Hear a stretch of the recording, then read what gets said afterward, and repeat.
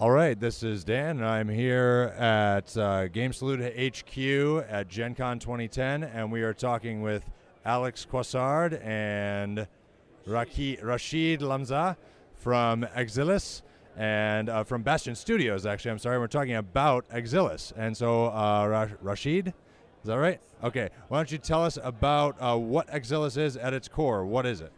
Absolutely. Ex Illis is a miniature war game that is enhanced by technology. Basically, the technology is there to improve the gaming experience. Still, you make all the decisions and you are the general and you need the board and the miniatures to make your decisions, and you tell the software, basically you can use iPod, iPhone, or whatever PC or Macintosh to play. You just let the software know what are your decisions, and it crushes all the numbers and gives you the result.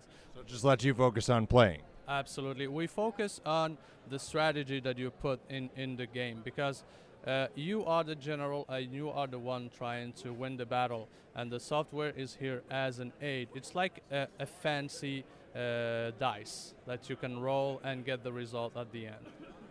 And so visually, I mean, some people are seeing some pictures here while we're talking about the models and stuff, what was on display in your booth, and what the screens look like. If I'm playing this at home, how do I play it? Do I need I get a computer? Do I have to put that next to it, or do I just need my iPhone, or what's the layout look like? Is it a standard miniatures game table, like 4x6? It's a standard miniature wargame table, and you can use whatever dimensions you want as soon as you tell the software what you're doing. Basically, we use a 4x5 tiles table. This is the standard one, but you can use as much as you want. Like, say 15 by 20 tiles, that's okay as soon as you tell the software the dimensions you're using to play. And the devices, as I said, can range from an iPhone or an iPod Touch to a big giant screen that you're using for your PC or Macintosh. So you use the device that you think is more convenient to you, and we're trying to come up with new platforms. Probably in few months we're going to come up with an Android platform, so everybody can use their cell phones to play Ex Illis. It's more about convenience than about complication. So you get to play in multiple contexts or multiple environments using multiple platforms, and it goes very fast, and there's a lot of fun, because a typical game of Ex Illis can last for 45 minutes to 1 hour, which is much faster than people are used to.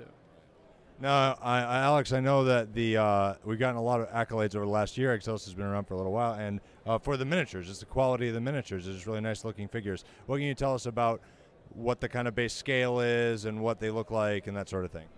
Okay, so the base scale is 28 millimeters, and we chose to keep the models very human sized, like the weapons and the bodies, the armor, everything is meant to be more realistic, to stay in tune with our narrative environment. And they're plastic models? Yeah, all plastic except some limited edition models like William Wallace and Lucifer. Okay. Those are two very different guys. And they're all unpainted, so just standard plastic unpainted figures. You assemble them, put them together, and paint them as usual with miniatures. So the technology portion doesn't really, there's no chips in the miniatures or anything. It's just you got miniatures, you're using these tools to help you play the game better. Absolutely. Everything comes in sprues that you assemble and paint yourself. And with every box that you buy, there come an activation code. And this activation code allows the software to recognize that you have this kind of miniatures or this unit. So when you enter the code, it activates and you can field it and muster it and play with it.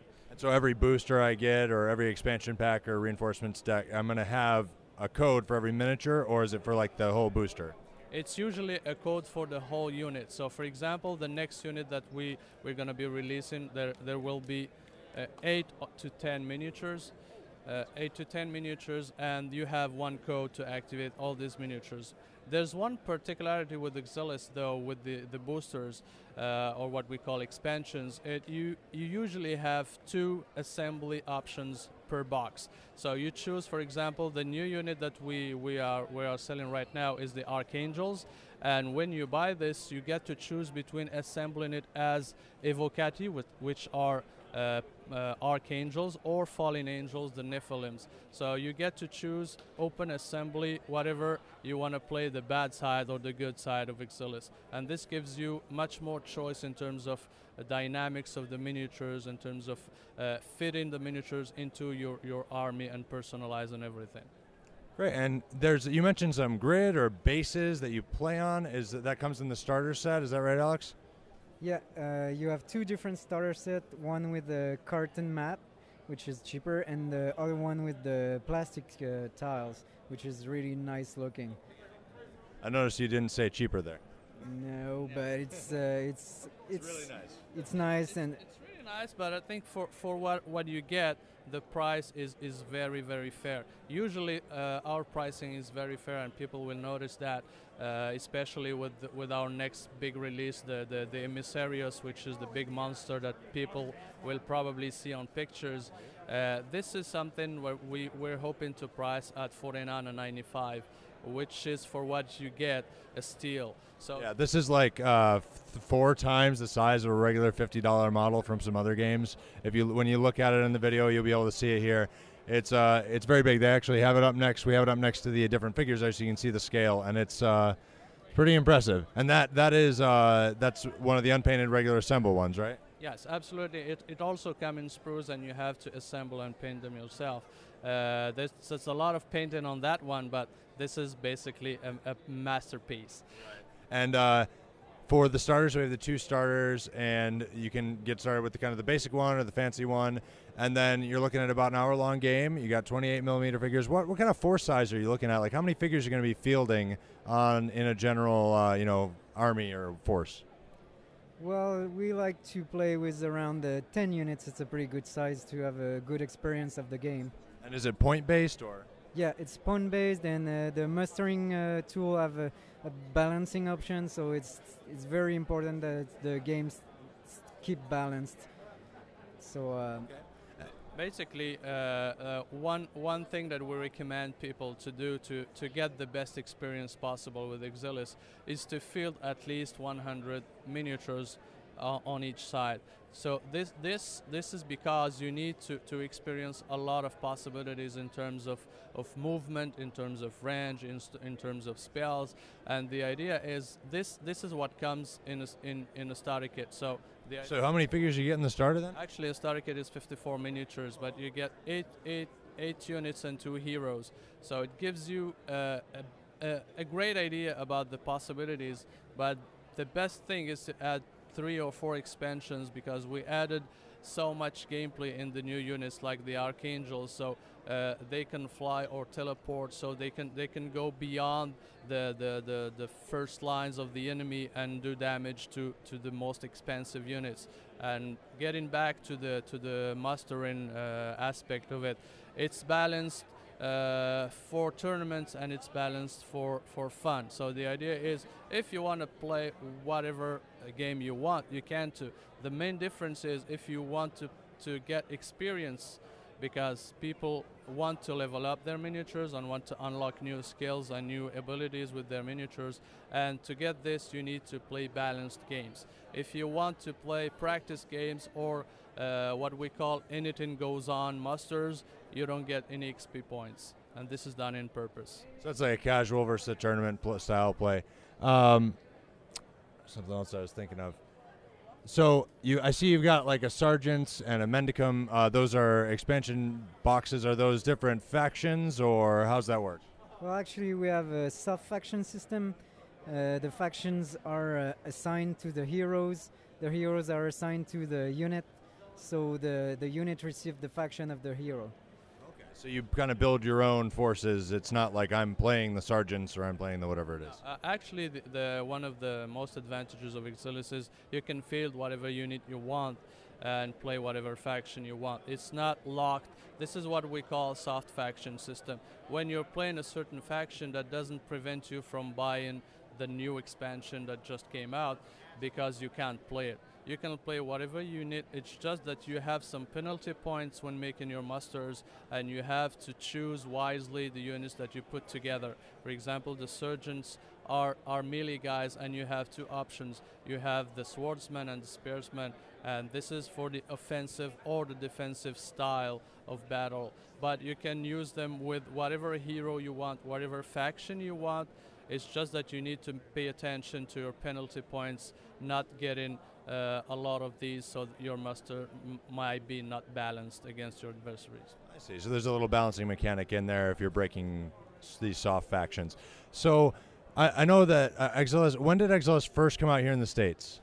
Actually, it's been around for probably a year now, but we were still working on the software part of it to improve it and make it stable and more. So what's changed? People that might have played Ex Illis, I think you had a beta set or something like that. People that might have played that or might have gotten some of the first starters. What's different in that past year? What's changed between then and now? On different points, the stability of the software has improved a lot. Now the software is completely stable, so it's not going to crash on you when you're playing a game. There's a resume option that's been added, so even if something happened or you don't have time to finish your game, you can quit and play again later and resume from where you left your game. And in terms of terrain, for example, we started with two kinds of terrains. We have forest and fences. Now we added hills, ruins, lakes, swamps, and a lot of other terrain options. We added day and night, so you can play by day or by night, which affects a lot your miniatures, and it can be handicapping for some musters using a lot of archers, for example, or catapults. So there's a lot of subtleties that's been added to the software. Left aside the graphics, it's been improved a lot. So now when you're looking at Ex Illis today versus last year's Gen Con, you probably may not recognize the game. Okay. So if you haven't checked out Ex Illis, you can check out just the basic starters. You can go to, what's your website? It's Ex Illis, ex-illis.com. It's exillis.com. There's a web store there, so you can at least browse the product and know exactly what's available and at what price. And now we're distributed basically all around North America. So if your retailer doesn't have the product yet, you just ask, and probably it won't be difficult to get it from Alliance or Warpath Games. Yeah, I know that they recently just changed that over, so it's easier for us to get a hold of that. It was direct ordering before, but so what that means for you as a customer is if you're interested in checking it out, you should be able to check it out at your local store. You should be able to check it out at Ex Illis, and that's ex-illis.com. And these are the folks from Bastion Studio. So, Alex, thanks for joining us. Thank you. And Rachid, thanks for joining us. I appreciate it. Was there any last things you wanted to get in there before we close out? I just want to tell people to keep having fun. Thanks a lot. Thanks. All right, that's what we're here for. So from Gen Con 2010, I'm Dan with GameSalute.com, and we are out of here.